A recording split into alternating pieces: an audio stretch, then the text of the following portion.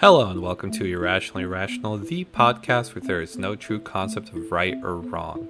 Together, let us explore fascinating topics with the intent of exploring the rationalities that lie within the irrational. The goal of this podcast is not to be right or wrong, but to instead explore topics and see what can happen. This is the Irrationally Rational podcast. On today's topic, we're going to discuss learning to let go of failure. So I want to start off this podcast right away by stating that failure is a thing, it is real, and there are certain things in this world that you can absolutely fail. And let's just get that right out of the way. For example, if you got a felony and you tried to apply for a top secret position, that's probably never going to happen. If you were at the wrong place at the wrong time and talked to the wrong individual who had nothing to lose and he killed you, that's it. There's nothing more that can be done. There are certain things in this world that you learn as an adult that you cannot come back from. And it is very important, extremely important, to understand and practice accepting that. Because I personally believe in being aware and living in a realistically positive world, but that also means learning to accept the dark sides of this world. Just like learning to accept, there are sometimes some certain things that happen in your life or happen in somebody's life that you can never recover from. You just have to learn to accept. So, now that I got that out of the way, what I have found to be a surprisingly common theme for many people is when they fail at something, I have personally observed that either that failure becomes the entire scope of their life, whether they've realized it or not, or they don't realize how small their failure actually is when you compare it to the grand scheme of things, which is ultimately humanity. So, for example, let's start off with a relationship. Let's say you break up with your partner and you guys were absolutely, utterly in love and you feel completely devastated. And at that moment in time, you feel like there's no pain that you've ever felt that's worse than what you're going through. And just a quick side note, attachment trauma, specifically breakups, can be some of the most difficult, challenging things that any human will ever go through. For certain individuals, and I actually fall under this place, breaking up with my most serious partner when I was completely in love was more painful than losing my grandma. And my grandma was somebody who I saw as a mother figure. So I don't take that lightly. I take it very seriously because I am a very serious individual. But just kind of take a note of that. For certain individuals, the loss of somebody you're in love with or you have a very strong relationship with is literally like experiencing a death. So now that I got that side note out of the way, back to the topic at hand. You may go through a breakup and it feels like it's the end of the world, but when you really stop and think about it, especially when you're in a place when you can stop and think about it, people are going through much more horrendous shit every single day in this world. There are people in Africa that don't have food, that don't have water. You have people that are trying to illegally come into the U.S. that are being held in the camps. When you really stop and think about the pain that is out there in the world, it's tremendous. Life, even Mother Nature itself, it's absolutely brutal. So, when you really stop and think about your failure, or an individual failure, let's go ahead and recognize that it's not even that bad. Now, that's not to take away from your personal pain or your personal experience, but in reality, you're still alive. If you live in a first world developed country, guess what? You still live in a first world country. You still have an opportunity at a decent life. There's a lot of people, probably the majority of this world, will never know what it's like to live in a first world developed country. Now that is something that is really taken for granted, and that is something that really anyone should be able to take a step back and go, you know what, at bare minimum, I'm thankful that I have a successful infrastructure. I'm thankful that I have access to running water. I'm thankful that I have modern infrastructure, that I don't have to go hunt, or I don't have to, worry about starvation or famine or anything of that nature. So that's the first step in all of this, at least in my opinion, in learning how to let go of failure, is recognizing that you really don't have it that bad. But you have to get to the point where you can recognize that first.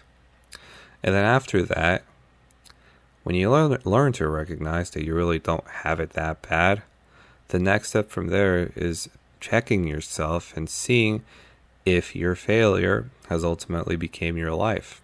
Because especially with a thing like breakups, it can very easily lead to a very serious depression, or a complete mistrust in individuals, or, you see yourself struggling in relationships or anything having to do with attachment, or you just change your life, or you move, or whatever. You want to be really careful when you go through something as potentially difficult or as potentially as traumatic as a ending of a relationship can be. And this doesn't just go for relationships, it goes for anything you do in life.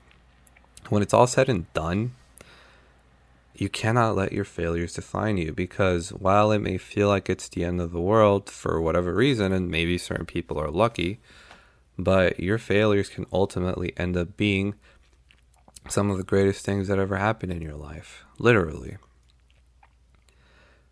And it just depends on our attitudes, and it just depends on what you do with it. So for myself, for example, when when my partner broke up with me and my heart was completely devastated, I spent maybe like a good close to a year just completely, utterly lost in my depression. It was easily the lowest point in my life. But when I eventually began snapping out of it, I began going to therapy. I began healing myself. I began slowly picking myself up. And what I've noticed was, thanks to that event, turned out to be one of the most important moments in my life and one of the best moments in my life, because it literally allowed me to start from square one. And that is a very beautiful thing when you have the opportunity to start at square one all over again. Many people do not ever get that opportunity in life. They play it safe. They never take risk. They do their 9 to 5. They find their wife, get the house, the kids, the car. And that's it. They live their life and game over. And chances are, if you're listening to this podcast, you probably want a little bit more out of life. And that's where it starts. It starts with recognizing that with great pain can come great potential. And that's why you have to learn to let go of failure. Because if you're too focused on your failure and you don't have the discipline and the understanding to recognize how your individual failure may severely halt back any future progress, you may miss out on something that will turn out to be even better. I'm telling you, just trust me a little bit here. Life has a potentially mysterious way of working where when you go through something absolutely horrific, if you put yourself in the position, I'm not saying it's guaranteed, but if you put yourself in a position, you can have a much better life than ever anticipated. It really is almost this borderline masochistic way of nature where we're going to make you suffer, but it's in your suffering where all these amazing things can possibly come through. Why things work like this, I have no idea. I'm not going to pretend to know the answers. But what I do know and this is a fact that you don't even have to trust what I'm listening. All you got to do is go on YouTube and look up overcoming failure. Listen to a couple of TED Talks and hear people's personal testimonies on how they were able to overcome some of the most difficult events in their life. And how? By failing. Now they didn't intentionally fail. Failure just happened to, show up at their door.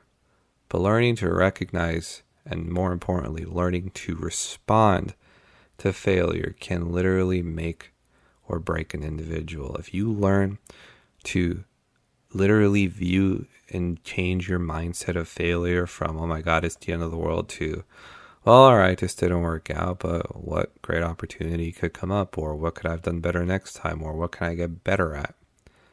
It can literally change your life. And instead of there just being all depressed, thinking about, oh my God, like the best parts of me is gone and all this stuff, I say the hell with that.